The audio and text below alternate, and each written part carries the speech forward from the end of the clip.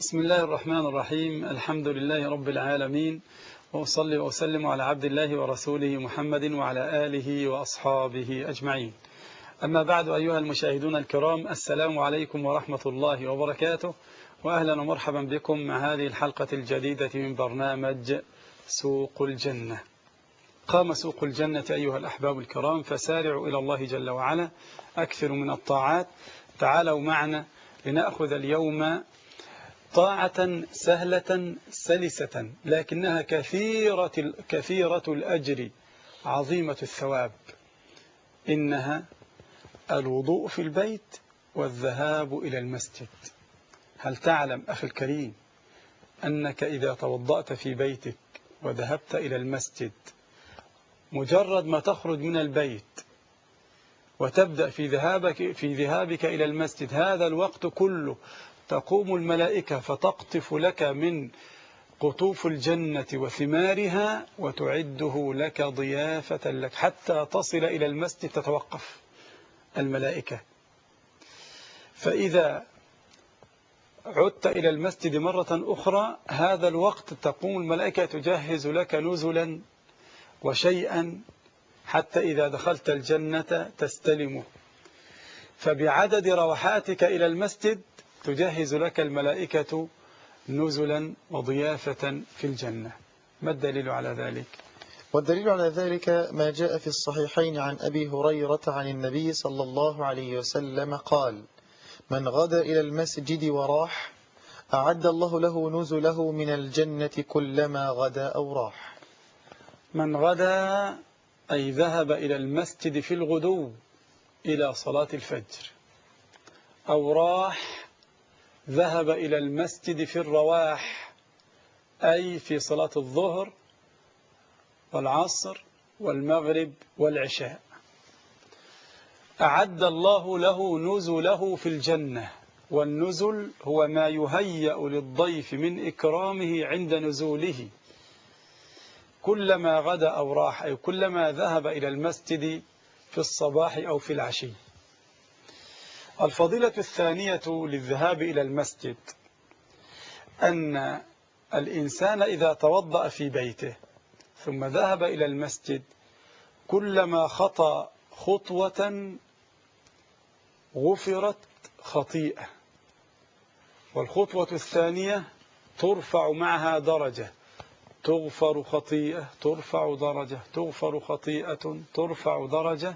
فانظر كم خطوة إلى المسجد تكفر فيها خطاياك وترفع فيها درجاتك وترفع فيها درجاتك. فاعلم أنك في عبادة منذ خرجت من بيتك إلى أن تصل إلى المسجد. ولكن ما الدليل على ذلك؟ الدليل على ذلك ما رواه مسلم عن أبي هريرة قال: قال رسول الله صلى الله عليه وسلم: من تطهر في بيته ثم مشى إلى بيت من بيوت الله ليقضي فريضة من فرائض الله كانت خطوتاه إحداهما تحط خطيئة والأخرى ترفع درجة. إحداهما تحط خطيئة عنك والأخرى ترفع درجة. ولكن السؤال: ما هذه الخطايا التي تحط عنك بهذه الأقدام التي تنقل؟ هل هي الكبائر أم الصغائر؟ الصغائر، لأن الكبيرة تحتاج إلى توبة وإقلاع وعزم على عدم العودة.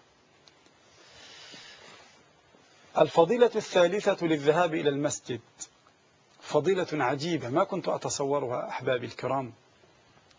كنت أتوقع أن الإنسان إذا توضأ وذهب إلى المسجد فإن هذه الخطوات إلى المسجد تحسب له في ميزان حسناته، لكن إذا صلى وعاد فالعودة إلى البيت لا تحسب في ميزان حسناته. فوجئت بأن العودة إلى البيت أيضا تحسب خطواتها في ميزان حسناتك. ولكن من أين عرفت ذلك؟ ومن أخبرنا بذلك؟ وما هو الدليل؟ الدليل على ذلك ما رواه مسلم عن أبي بن كعب قال: كان رجل لا أعلم رجلا أبعد من المسجد منه، وكان لا تخطئه صلاة قال فقيل له أو قلت له لو اشتريت حمارا تركبه في الظلماء وفي الرمضاء؟ قال ما يسرني أن منزلي إلى جنب المسجد، إني أريد أن يكتب لي ممشاي إلى المسجد ورجوعي إذا رجعت إلى أهلي. فقال رسول الله صلى الله عليه وسلم قد جمع الله لك ذلك كله. الله أكبر. انظر إلى كرم الله جل وعلا. قد جمع الله لك ذلك كله، أي ذهابك ورجوعك جعله الله في ميزان حسناتك. ولذلك الرجل لما قال له اشتري حمارا لأن بيتك بعيد عن المسجد في الظلماء أي في العشاء والفجر، والرمضاء في الحر الشديد تمشي على التراب الحار بقدميك، فيقول والله ما يسرني أن بيتي قريب من المسجد.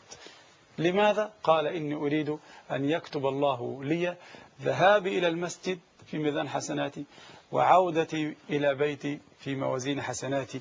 فلما أخبر الحبيب صلى الله عليه وسلم قال قد جمع الله لك ذلك كله. ومن أعظم وأفضل ما يقال في من يتوضأ في بيته ويذهب إلى المسجد في الصلوات، لا سيما في الصلاتين اللتين في الظلمات وهما الفجر والعشاء، أن الله عز وجل يجعل له نورا في قلبه ونورا في قبره ونورا على الصراط، لأنه ذهب إلى المسجد في وقت الظلمة. فاحرص على هاتين الصلاتين أخي الكريم، احرص على صلاة الفجر واحرص على صلاة العشاء. وأنت ذاهب إلى المسجد في صلاة الفجر في الظلمة تذكر أن الله جل وعلا ينير لك بهذه الظلمة قبرك، وينير لك قلبك، وينير لك على الصراط، لأنك مشيت في الظلماء ابتغاء مرضات الله تبارك وتعالى. والدليل على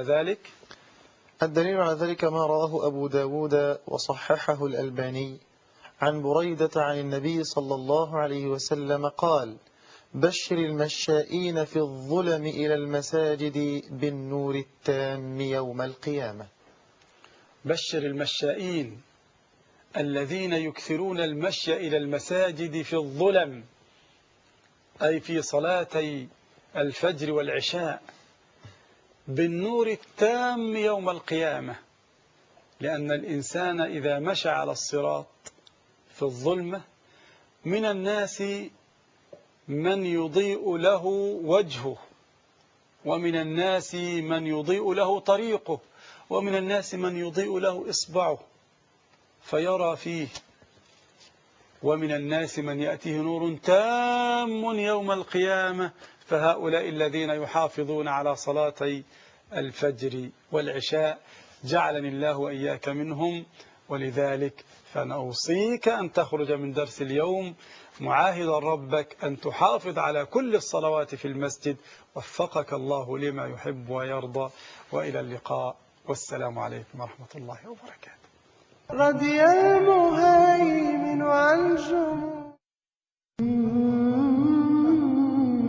سوق الجنان تزينت للصالحين